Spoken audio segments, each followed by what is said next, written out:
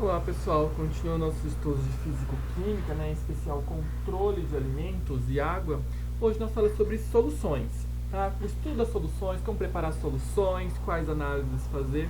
Porque a gente sabe que qualquer análise laboratorial será necessário o preparo de soluções. Nem sempre os reagentes vêm prontos para a gente trabalhar. Nós temos que preparar em laboratório. E aqui alguns conceitos são fundamentais relembrar antes de ir para o laboratório trabalhar.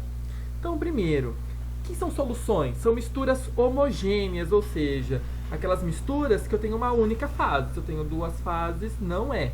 Uma mistura homogênea não é uma solução, é só uma mistura heterogênea, ou seja, uma única fase. Nas soluções, o disperso é chamado de soluto e o dispersante é o solvente, que geralmente é o líquido, tá? Mas só para lembrar, não existe só soluções líquidas, existem soluções gasosas, como a atmosfera, tem soluções sólidas, tá bom? Que nem alguns metais que a gente usa, o bronze, por exemplo, é uma solução, mas no laboratório nós usamos soluções líquidas, tá bom? Então, olhando aqui, a gente tem o solvente, que é a parte líquida, e o soluto. Eu dissolvo esse soluto no solvente, eu tenho uma solução, desde que seja uma única fase, tá bom? O preparo de soluções é de extrema importância em análises laboratoriais, e o menor erro aqui pode trazer diferenças nos seus dados, nas análises. Então, quando você coloca o soluto no solvente, vai ocorrer a dissolução, tá? Que ocorre em soluções com solvente líquido e soluto sólido. Então, você pegar um sal, por exemplo, misturar ali na água, quando você prepara o leite, coloca ali o leitinho em pó na água e mistura, você está fazendo o quê? Dissolvendo, tá? O processo de dissolução ocorre porque as moléculas do solvente bombardeiam as entidades periféricas do soluto, arrancando-as e mantendo-as dispersas, um fenômeno chamado de solvatação. Então aqui, por exemplo, tem uma estrutura de cristal de NaCl, de sal, e a gente coloca em água. A água, que é o solvente, vai bombardear, porque em questão, como a gente tem o líquido, as moléculas no estado líquido têm maior agitação molecular do que no estado sólido, elas vão colidir com a parte externa desse cristal, retirando alguns íons, sódio e cloreto. Consequentemente, por exemplo, aqui o íon cloreto, que é negativo, vai atrair a face positiva, os hidrogênios da água. E o sódio, que é o íon positivo, vai atrair a face negativa, que é a parte do oxigênio. Isso aqui a gente chama de camada de solvatação. Já o coeficiente de solubilidade é algo extremamente importante e varia com a temperatura e pressão. Então, a quantidade de soluto, geralmente em gramas, necessária para saturar uma quantidade padrão de solvente em determinadas condições de temperatura e pressão, na CNTP, geralmente. Então, aqui a gente vê, por exemplo, o coeficiente de solubilidade em gramas de NaCl para cada 100 gramas de água. Então, a 0 graus Celsius, eu tenho uma solubilização de 35,7 gramas de sal. Já em 10 graus Celsius, 35,8. Chega aqui 40 graus, você vai para 36,3, 36,6 gramas. Ou seja, quanto maior a temperatura, maior o meu coeficiente de solubilidade, ou seja, mais soluto você coloca. Quando satura, passou da saturação, quer dizer que forma um precipitado no fundo, já é uma solução insaturada. A variação do coeficiente de solubilidade de uma substância em função da temperatura pode ser avaliada graficamente, o que nós chamamos de curvas de solubilidade. Então, no eixo X nós temos a temperatura e no eixo das ordenadas o coeficiente de solubilidade. Dá para perceber que na maioria aqui dos compostos químicos aumentou, nem no nitrato de potássio aumentou muito. Já nesses outros ficou praticamente constante, um aumento leve depois de 60 graus Celsius. Já no sulfato de césio houve uma redução. Pode ocorrer redução? Pode. É difícil? É. São poucos casos, são exceções, mas pode ocorrer também. E nem eu acabei de comentar, nem sempre o aumento da temperatura implica aumento da solubilidade. Então dá para perceber que alguns aumentam mais, nem o cloreto de cálcio, a solubilidade aumenta drasticamente com pouca temperatura. Já se colocar nitrato de chumbo é linear, nitrato de sódio linear, cloreto de potássio é linear, cloreto de sódio é bem pouquinho, e aqui nosso sulfato de césio ele diminui. Ele é o único exemplo aqui que diminui. Então, dá para uma dada temperatura você ter uma noção graficamente de quanto seria a solubilidade. Aqui tem um exemplo.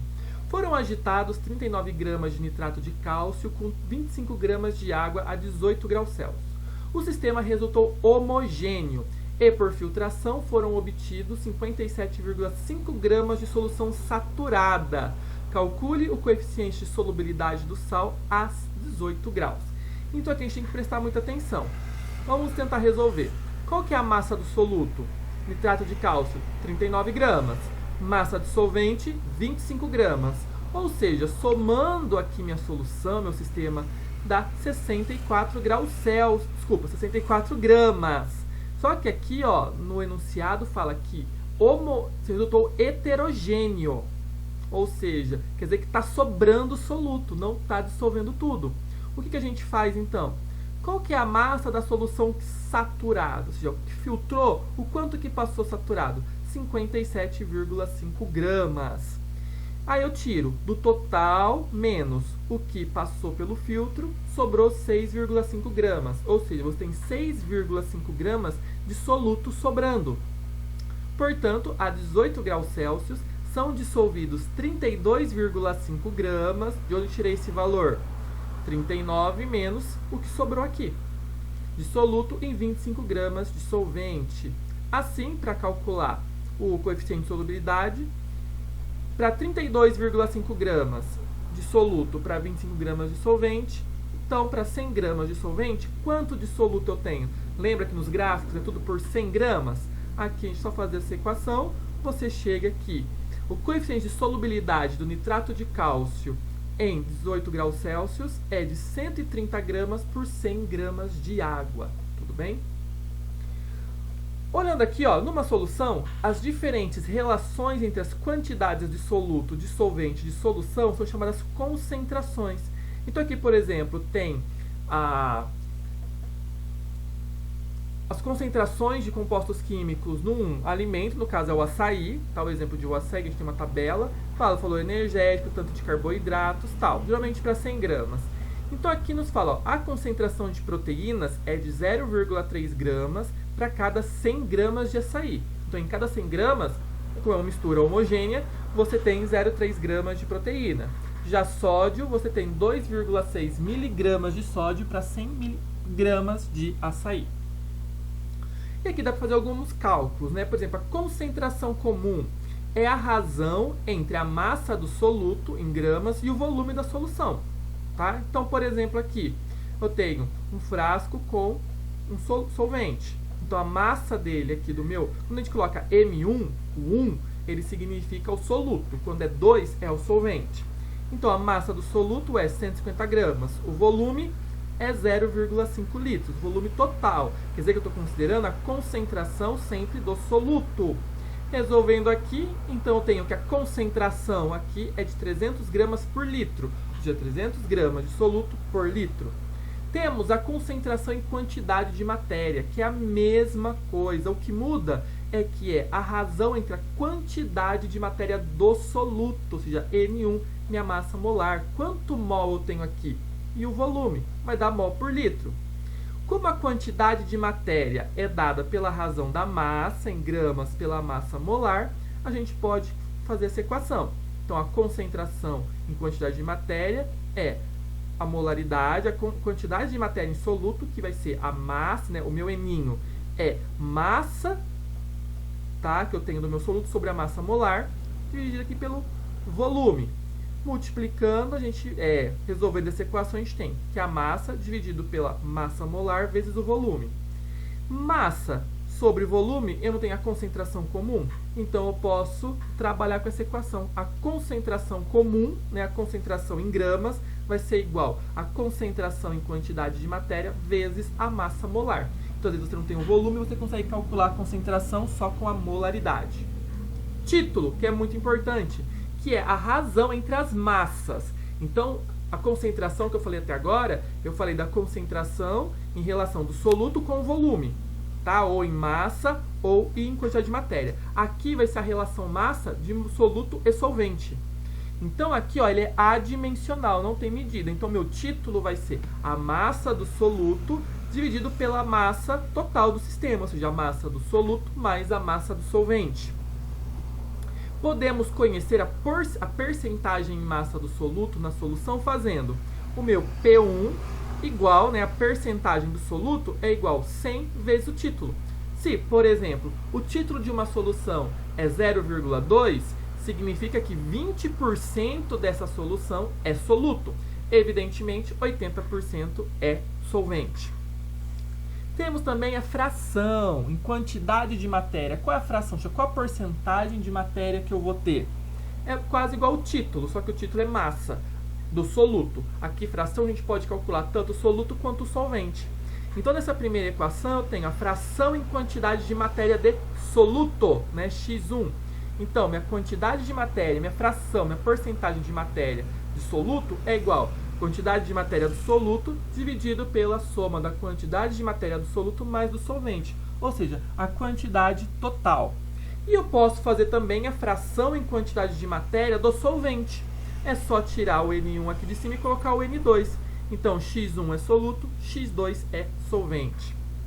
E também temos o partes por milhão, ppm. Expressa o título em partes por milhão de soluções muito diluídas, sendo que a relação soluto-solução pode aparecer tanto em massa quanto em volume. Aqui um exemplo. A concentração de gás carbônico na atmosfera é cerca de 360 ppm, partes por milhão em volume, ou seja, há 360 litros de gás carbônico em 1 milhão de litros de ar. Aqui tem um exemplo. Se a análise de uma amostra que contém 800 gramas de ar revelar 2,4 miligramas de dióxido de enxofre, qual sua concentração em ppm? Então, primeiro, 800 gramas em 2,4 vezes 10 a menos 3. Então, em 10 a sexta, né, em 1 milhão de litros de ar, em gramas de ar, eu vou ter quanto? Resolvendo essa equação, você tem 3 gramas de dióxido de enxofre, ou seja, 3 ppm. E a diluição, né? A diluição é um processo em que diminui a concentração de uma solução, geralmente pela adição de solvente puro. Isso é muito comum em laboratório. Eu tenho aqui uma solução 1 e a solução 2. Está vendo que aumentou o volume? Então, nesse primeiro, eu tenho uma concentração. Concentração 1 é igual a massa dividido pelo volume. Ok? Aqui eu estou diluindo, ou seja, que nem colocar água no feijão quando chega a visita. Você não está aumentando a quantidade de feijão, você está aumentando a quantidade da solução, do líquido. Eu coloco solvente, então aumenta o volume, logo muda a concentração, mas não muda a massa, certo? A massa, quando está diluindo, é a mesma, o que muda é o volume, logo a concentração diminui, tá? Como aqui eu aumentei o volume, eu aumentei o denominador, eu diminuo o meu valor. Nas duas soluções, antes e depois da adição de solvente, a massa de soluto é a mesma, por isso que é a diluição. Então, se eu trabalhar essas equações, M1 é igual a C1 vezes V1, M1 igual a C2 vezes V2. Logo, eu posso trabalhar com essa equação quando eu trabalho em soluções. Isso aqui não só de soluto, eu posso trabalhar com células. Estou trabalhando com bactérias, com algas, com células humanas. Eu quero transferir, eu quero fazer uma diluição. A concentração vai ser o número de células. O volume 1 igual a concentração 2 vezes o volume 2. Fazendo essa equaçãozinha, você consegue calcular quanto que você quer de soluto. E como que se prepara soluções? É simples. Você vai ter suas soluções estoques, né, algumas soluções prontas ou compostos em pó, né, que aí você tem que pesar em balança analítica. Coloca no balão volumétrico, que é o único frasco químico, né, única vidraria que é perfeita a medição. Primeiro você coloca todos os solutos, você coloca todo o soluto e você completa com água destilada até 1 litro. Então não é colocar água e depois coloca o soluto, você vai diluir. Primeiro coloca o soluto e depois completa a 1 litro, certo? Homogeneiza, balança e ajusta o pH se for necessário, geralmente é. Depois você distribui em frascos e fecha e bota para autoclavar para matar as bactérias. Tudo bem? Então sempre coloca o soluto devidamente pesado, tá? Mesmo se for líquido, coloca o tanto de volume que precisa e depois você completa com água destilada. Se você fizer o processo inverso, você vai diluir e vai trazer consequências para as suas amostras. Ok, pessoal? Então esse foi o estudo das soluções, espero ter ajudado. Dá o like no vídeo, bons estudos e até a próxima. Tchau, tchau!